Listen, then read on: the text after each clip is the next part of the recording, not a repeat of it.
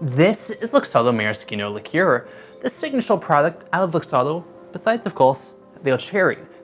And yes, to answer the question already, it's pronounced maraschino, not maraschino, because it's Italian. And frankly, this cherry is an important part of what makes this. But this is nothing like other cherry liqueurs. First off, it's crystal clear. It's got some viscosity due to all the, sugar in it. But you smell it, and it is a little reminiscent of cherry, but you get more of this, a little bit of bitterness and a nuttiness to it too. Once you taste it, that nuttiness really comes through, almost like a burnt almond. And you get hints of cherry, but it's a little more floral than what you're used to. Today's story doesn't actually begin in Italy, like many would think. It actually begins all the way across the sea in the Mediterranean. Nestled on the western side of Croatia is both an area of rugged mountains and scenic coastlines called Dalmatia. The area is with a mild climate, dry summers, it has abundant rain during the autumn and winter seasons, and really is the perfect climate for one thing: Marasca cherries. Okay, fine. The story doesn't begin in Croatia. In fact, the Republic of Croatia didn't exist yet. It does in fact begin in 1817 when a man from Italy was sent to Zara, which is present-day Zadar, to be the consular representative to the Kingdom of Sardinia. Now this man's name was Girolamo Luxardo, but more importantly was his wife, Maria Canvari. She became obsessed with a liqueur that was new to both of them and popular in the region, Rosalia Maraschino, a blend of cherry distillate, sugar, and rose infusion. Maria's liqueur was impressive. Her experience creating limoncellos and other cordials in Italy really played a role into trying something new. So impressed that it actually gained notoriety to the point that they needed to produce more of it, much more of it. Now, Maria did not invent this liqueur. It is believed to be invented by local monasteries in the 18th century. The Model style of maraschino liqueur was invented by Giuseppe Canigia. I definitely said it wrong, in 1734, when he was actually successfully commercialized it. He's also credited with the iconic straw protection around the bottle, originally they ought to protect the fragile Murano glass as early as 1766. Now Calsinga only commercialized it locally. Another man, Francesco Drioli, started the distillery in 1759 after a career as a merchant. It spent nearly 10 years to concentrate and master the distilling of this liqueur before selling it not just to the local area, but also internationally. Maria's husband saw the success that Drioli had and wanted to profit off of the amazing product his wife was making. A few years later, in 1821, her husband was able to found the Luxardo distillery to focus the family on producing Maria's liqueur. The focus was to always improve, and within 8 years, the popularity went beyond Dalmatia, all the way to the neighboring country in Austria, where it received a special acknowledgement from the emperor. It was used as a digestif after a meal, but is beginning to pick up steam as an ingredient in mixed drinks. In 1817, it was recorded in a punch that was the preferred evening drink of Prince Regent George IV. The punch's ingredients being the peels of a Valencia orange, Seville orange, and lemon infused in cognac for an hour. You juice the citrus, add Batvia, Iraq, Jamaican rum, maraschino liqueur, or you could sub out orange curacao for a slightly different vibe, pineapple syrup, and green tea. You refrigerate it, and then add 1 bottle of chilled champagne. Meanwhile, across the Atlantic, it was becoming known to American bartenders. In the 1860s, it was popular as a cocktail seasoning in very small doses to enhance the flavor of the main ingredients of the cocktail, or mixed drink at that time.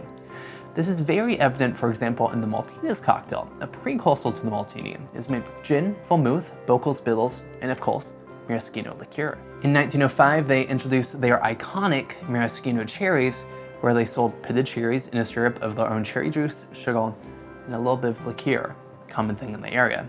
Today, it actually doesn't include any liqueur, it's just a syrup.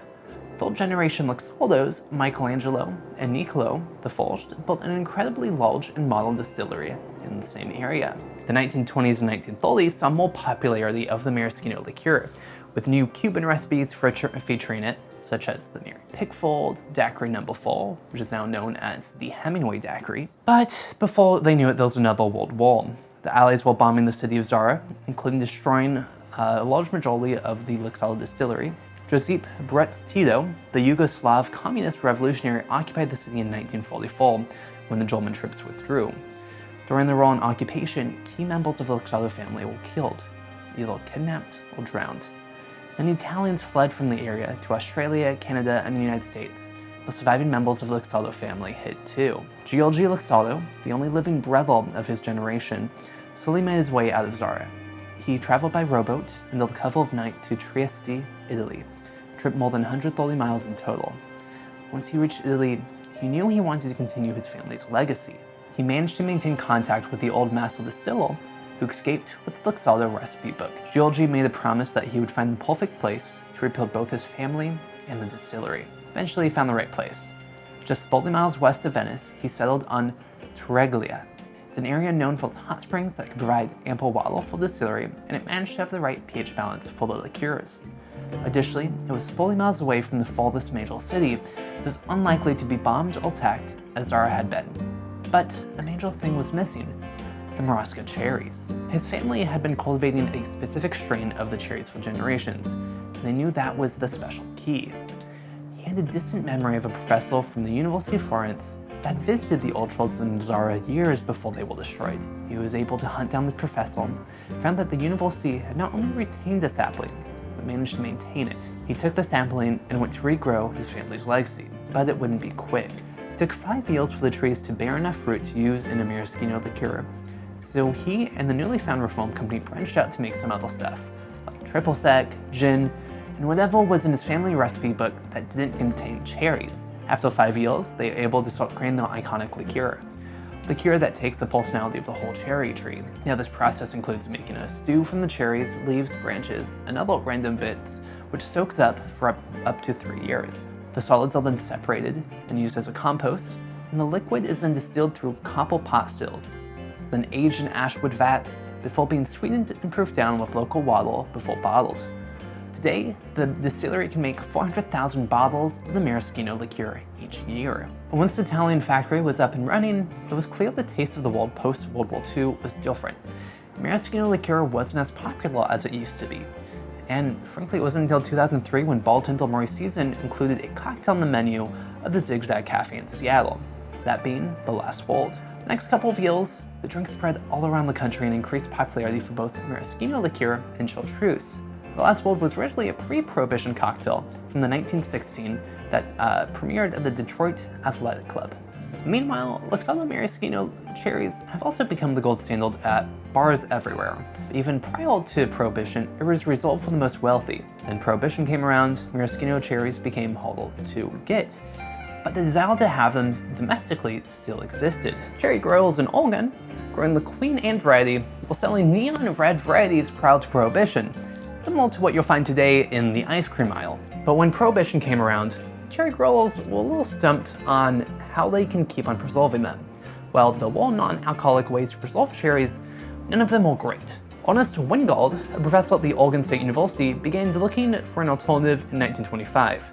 It took him 6 years before he found that calcium salts in the brine was an effective way to preserve the cherries. One big thing is that these weren't allowed to be associated with maraschino cherries.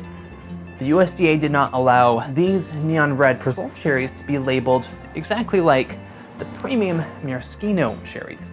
Instead, they had to be labeled as imitation maraschino cherries. In 1940, the cherry growers had successfully lobbied to change the definition of maraschino cherries from Marasca cherries preserved in maraschino to cherries which have been dyed red, impregnated with sugars, and packed in a sugary syrup flavored with oil of bitter almonds or similar flavor, which is why today these are now maraschino cherries. Now, between those two, I will always choose Luxardo cherries. They are richer and have more depth and flavor. But today, with our cocktail renaissance, there are actually a lot of options available, some more common than others. Traverse City Whiskey Company, Peninsula Premium, and Filthy all use various Michigan-grown varieties. Tillen Farms and Jack Rudy use various specific Northwest cherries, including some preserved in bourbon or rum. Tashi, Fabry, Nappy, Tempest Fugit, and Filthy Black cherries all use Amrano cherry, an Italian variety. Finally, Collins, Hotel Solino, and Marasca both use Marasca cherry, just like Luxardo does. Now that we kind of know the background of how cherries came to the popularity of Willie All within mixed drinks and cocktails, let's actually try some of them. I'm gonna get into my bar and then bring you all over. Alrighty, so we have a different spread of different maraschino-like cherries today. We also have all maraschino liqueur, which just reminds us what it tastes like. It's a bit more almondy, like I was saying. It's kind of cherry influenced,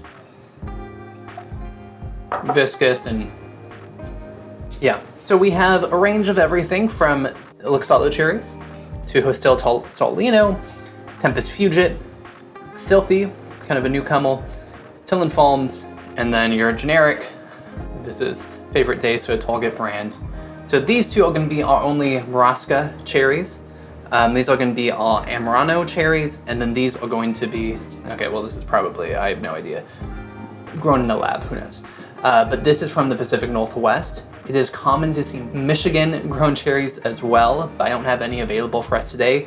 Filthy, they're maraschino, like red ones, all gonna be grown in Michigan. Kind of just begin. So we have the bright red ruby, one of the bigger sizes, and it's just in a basic watery brine that makes you just want to have a Shirley Temple. These two are gonna be the only ones with the stem on, the rest are not. And that's kind of reflective of the brine they're in. So the Tillen Farms is a little bit thicker. The generic is definitely the thinnest, but it's more of a brine and less of a syrup. So let's try the Tillen Farms one. It's even softer than the generic one, which makes it feel like it's healthier, I guess, like it's actually organic, stuff like that. But it has these kind of cinnamon notes to it, and it's nothing, it doesn't, I think this one's gonna taste like cherries of all the ones we've had. It's actually so far my least favorite. Filthy is one I've tried most recently, but I'm actually gonna skip over it real quick, and I'm gonna try the Tempus Fugit. What makes the Tempus Fugit different from all of these is, just as we talked in the video, there was a point that they were using liquor within the actual brine and syrup. It helped maintain the life, and they're just a little bit more traditional. So when you smell it, it smells like alcohol. It has a 12% ABV, and they use a Kolsch. So let's actually try it. You feel the ethanol, like you do, like immediately, like you're tasting it and you're like, okay, this is different. The outside's foam, but the inside's a little mushy. And then the syrup that it comes in is not super syrupy. There's not a lot of liquid in it at all either. These other ones are like filled to the brim with the syrup or the brine. This one's not. You have cherries floating above it. Not really floating above it, they're like stacked upon it because it's like the ratio isn't right. It's a good experience, although probably not the one I'd recommend for people, especially if you're looking for an alternative to Luxardo. Filthy's next up, and this is one I've been seeing Total Wine, I've seen at Costco. They seem to be becoming a lot more popular. The color is a bit more ruby. That's something I meant to comment on. Because the other ones definitely were showing up a lot more red. The Tempus Fugit did kind of lean a bit more towards the color of the Luxardo, but the Luxardo is the only one that is pure, like black. The rest, you can see the red in it. This one is pretty close to the Hotel Stolino, just slightly more, less black. It's almost artificial. Like these flavors, I think are more similar. That makes it really good that if you're just kind of like a home bartender who wants to eat some good cherries, it's great. It's very much that like Ben & Jerry's Cherry Garcia. Like that's what it reminds me of as far as flavor. And it's cherry forward. Like that's what you taste is the cherry, to a point that seems a little artificial. The Hotel Stolino is the one I'm most intrigued by. The crunch, it has a really nice crunch on the outside, gooey center, and it really tones down some of those cherry notes you feel with the Filthy. It kind of lacks some depth to it. I understand, you know, talking about sugared cherries, so you don't expect much depth, but you almost want some more, something else happening there. They're not bad per se, but for being around the same price with Luxardo, I would just go for the Luxardo. Finally, Luxardo. You get some of the sharpness that you have with the Tempus Fugit. It's toned down. It's almost like a fusion between these two, with a larger, completely dark size that you saw with like the Hotel Stolino. The flavors are vibrant. They're there, and you can really feel them. The Hotel Stolino felt a little tamed down, and the Filthy was like punching you in the face. This is nice, it's soft. But at the end of the day, they're all just freaking cherries. You put them in your drink, you're gonna enjoy it. But which one would I choose? Honestly, you can't go. It's always good to have one of these around for the kids, for your ice cream sundaes, anything that you want junk food. But if you want a more upscale, the ones I would skip would be the Tillen Farms and the Tempus Fugit. I don't think anyone needs those. Next, I would eliminate the Hotel Stolino, leaving these two in first and second. The Luxardo is still kind of number one, and there's a reason for it. Honestly, Filthy Cherries is pretty close if you are fine with having the bold, sugary flavor. I think this comes closer to the flavor of the Luxardo than the Hotel Solino. If you enjoyed this video and learned about the different histories of both maraschino liqueur and the cherries that associate with them, feel free to like this, subscribe. I have more videos coming out about the history of cocktails and spirits and all that kind of stuff. What you can always do is get a cocktail, maybe a nice Manhattan or Old Fashioned, and watch the video on the Bottled and Bond Act, specifically how E.H. Taylor transformed that into the false consumer protection law in the United States history. My name is Zachary. Thank you for watching Behind the Bottle. I'll see you guys next time.